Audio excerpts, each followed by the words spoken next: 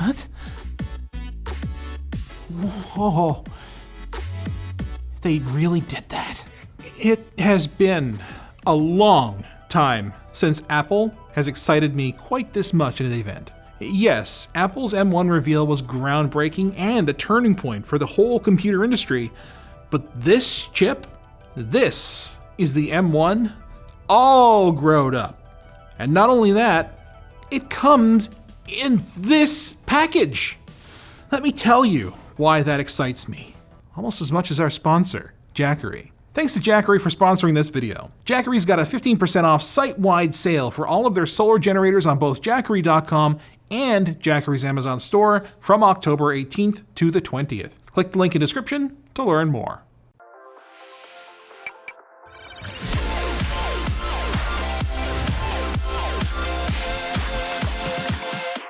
Apple didn't lead with it, but I'm going to. The M1 Pro and M1 Max processors. These are the first evolution of the M1 architecture since Apple Silicon first became a thing, and they bring a host of improvements to the table. For one, they skew towards performance with 6 or 8 high-speed cores for heavy lifting and just 2 efficiency cores for lightweight tasks. In the case of the bigger chip, this doubles the performance on tap compared to M1, assuming the core clocks are the same, of course. The GPU has also grown up from the 8 cores on M1 with up to 16 or even 32 cores on M1 Pro and Max respectively. And it's got an expanded media engine that can encode and decode ProRes so well that it supposedly outdoes a 24-core Mac Pro with an Afterburner accelerator card. That's more streams than on a 28-core Mac Pro with Afterburner. What's more impressive than even that is the memory bandwidth, which is up to 200 gigabytes per second on the Pro model and 400 for the Max, primarily thanks to the expanded memory capacities with these chips. With M1 clocking in at about 60 gigabytes per second, this implies that not only is the additional memory being laid out in more channels, it's also potentially clocked higher. For reference, conventional CPUs running DDR4 memory, they get between 18 and 35 gigabytes per second, and the memory used by most current gen GPUs is 448 gigabytes per second. And with Apple Silicon, that data doesn't even need to be copied from the CPU to the GPU like the Intel Macs and PCs have to, so that's some spicy performance potential, to say the least. And when we look at performance, oh hey, Apple finally caved and labeled their graphs, complete with the competitor they're comparing against. They're not perfect, like they don't say what benchmarks they were using in every case, like these ones here just say, select industry standard benchmarks. But hey, it's a start, I guess. For now, they claim double the CPU and GPU performance over the quad-core M1, and as much as twice the performance of the previous gen 16-inch MacBook Pro with a Core i9. The GPU options supposedly come in between 2.5 times and 4 times faster than any previous MacBook with a dedicated GPU. They didn't specifically mention whether the neural engine was improved in any meaningful way over M1 though, but they do claim that the machine learning performance that they get is 5 times faster than that Core i9 MacBook, so take that how you will. Of course, these performance numbers come attached to 2 completely redesigned MacBooks, in 14-inch and 16-inch sizes. Apple made a big deal about how all that extra unified memory means the GPU has way more of it to work with than any other laptop. Apps have dramatically more memory for the most demanding graphics tasks. No other notebook even comes close. And for once, outside of external GPUs, this is uncontested truth, especially for the 14-inch. The best NVIDIA Quadros are equipped with 24 gigs of RAM, with most sitting at 16 or under, which makes this a very pro differentiator, even if it's a little bit niche. Both new MacBooks are a little heavier and thicker than previous gen and kind of remind me of how the old polycarbonate MacBooks used to look. Unlike those dinosaurs, the new MacBooks feature bezels of just 3.5 millimeters, albeit marred by a iPhone-style notch. It looks like it's big enough to hold Face ID sensors in the future, but for now, it's only being used for the upgraded 1080p webcam. The camera itself has been updated significantly from previous 1080p models, with a 4-element lens and f2.0 aperture. Although we'll have to see for ourselves if that's really a big upgrade, considering how well Apple's image signal processing already works. It's almost as good as our insulated water bottles from LTTstore.com, now with a new LGA design and new colors. Apple was careful not to show off the notch too much in marketing materials though, mostly because they know that outlets like Linus Tech Tips will complain about it. Personally, I just wish we had a reason to have it. Macs have traditionally played with display edges, so I don't mind it that much here. I honestly think it'll be less annoying for a MacBook, seeing as that area is normally reserved for a piece of the top bar, unless you're in full screen mode, and the slightly taller than 16:10 aspect ratio means that standard widescreen content is going to fit without that notch ever interfering.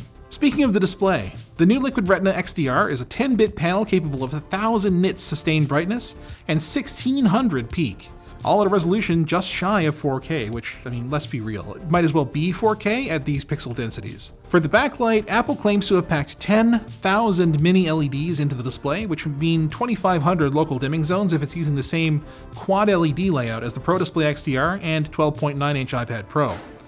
That's not even the best part though. The new display is also capable of 120Hz dynamic refresh rate like the iPad, so Macs can finally enjoy the buttery smoothness and improved battery life that iPad users have had for years now, and Windows 11 users recently got, albeit with a smaller range. They still offer fixed refresh rates representing clean multiples of common film and media if you need it, and you might end up playing back a lot of media if the upgrades to the speakers are any indication. Aside from spatial audio, which it didn't quite live up to Apple's virtual surround sound promises on the iMac, but provided exceptional stereo imaging, both new MacBooks feature an upgraded 6-speaker array that Apple says displaces twice the amount of air from previous generation MacBooks. Considering how excellent Apple's speakers have been over the past couple of generations, this could be a new bar for laptops, and you can be sure we're going to crab rave it.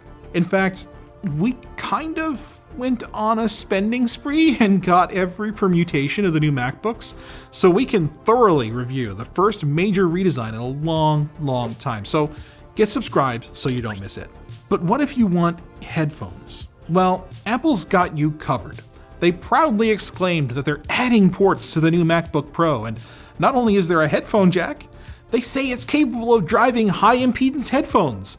On one side, there's an HDMI port for conveniently connecting to displays and TVs, a Thunderbolt 4 port, which connects to high-speed peripherals, and an SD card slot enabling fast access to media. On the other side, the headphone jack now has advanced support for high-impedance headphones, and there are 2 more Thunderbolt 4 ports for a total of 3 in the system. So, depending on what they mean by that, audiophiles and users of studio monitors may no longer need an external amplifier. And do my eyes deceive me? It cannot be. MagSafe is back? MagSafe is back! And it's capable of fast charging up to 50% capacity in 30 minutes flat, which is damn impressive given how high battery life already is. Or you can charge via the Thunderbolt ports for docking to, say, a Pro Display XDR. Or 2 Pro Display XDRs. Or, with the 16-inch, 3 Pro Display XDRs and a 4K TV simultaneously. No more dongle book! Not only that, but the new blacked out key deck and full height function key row finally brings Apple's Magic Keyboard back into the, yeah, I want that territory for me. Some people are gonna miss the touch bar, and I know, and I think it was a good idea in theory. Maybe they could throw it up above the keyboard someday in the future, or maybe they could give us multiple touch bars down next to the trackpad. Just don't touch my function keys, okay? My precious function keys. Apple has basically taken every major complaint that their users have had about the recent MacBook Pros and rectified them, with the sole exception of the glowing Apple logo. Seriously, I can't be the only one who desperately wants that back, can I? I mean, they brought back the bong. They also brought back the HDMI port and the SD card slot. They even brought back MagSafe. I guess the one thing that I would trade the glowing Apple for would be repairability. But that ship has probably sailed for good. At least all the aluminum is recycled. Pricing is a bit harder to swallow though. Starting at $2,000 for the base model with 2 missing CPU and GPU cores and a 512 gig SSD, PCI Express Gen 4, yes, but 512 gigs, is a tough sell given how capable M1 already is. It's an extra $300 to get the standard M1 Pro SoC and $700 to get the top end M1 Max. What's worse, the 64 gig memory option is only available with an M1 Max. Although, given that option itself is $800, you probably don't care about the cost of the laptop to begin with, I guess. I was talking to our resident Mac guy, Mark, who recently had an Intel Extreme tech upgrade, and he mentioned that it's basically matched spec for spec with the Dell XPS, which is something that I didn't catch at first, and I am grateful that he caught. I guess laptops are just expensive now. What's even worse than all of that is the base model power adapter for the 14-inch. It's just 67 watts. That's incapable of fast charging, so you're not even getting one of the advertised features if you don't pay an extra $20. Are your margins that thin, Apple? Do you really gotta nickel and dime people like that? It was bad enough with the 24-inch iMax Ethernet adapter. It's starting to feel like paid DLC over here. Like a 14-inch with full-fat M1 Pro, 32 gigs of RAM, and a terabyte of storage will set you back $2,900, which is, I mean, in my opinion, frankly obscene, unless the performance really does beat the best Windows laptops around. Of course, not everything is about Mac. Apple also announced third-generation AirPods, featuring very AirPods Pro styling and an extremely similar case design, now with MagSafe, for some reason. In fact, these things incorporate most of the features that made the AirPods Pro special, with the exception of active noise cancelling and removable tips. Audio quality should be better than previous gen AirPods, same deal with battery life, and fast charging is able to provide up to an hour of additional listening in just 5 minutes. They'll still be selling last gen AirPods for $129, but these will go on sale for $179. One thing Apple didn't announce today is the new Pro Mac Mini that we were expecting, with a new SoC, slimmer design, and more ports. Most of the other leaks were pretty accurate, right down to the notch. So unless they got this one thing wrong, Apple could be trying to manage their limited silicon supply by delaying it. Whatever the case, you can order all of this today with order shipping next week. Although, from our experience, the up model Macs will take some time. You don't have to take your time with our sponsor though. Micro Center. Thanks to Micro Center for sponsoring this video. Micro Center is one of the best places to shop for all of your technology needs. You can get the best prices and best selection on computer hardware and everything else technology at any one of Micro Center's 25 locations across the US.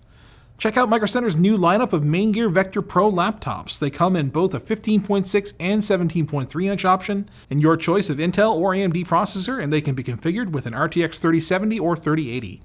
New customers can check the link below in the description for a coupon code for a free 240GB SSD, no purchase necessary, in-store only. Thanks for watching, guys. If you want more Apple, why not go check out how Apple almost ruined my vacation.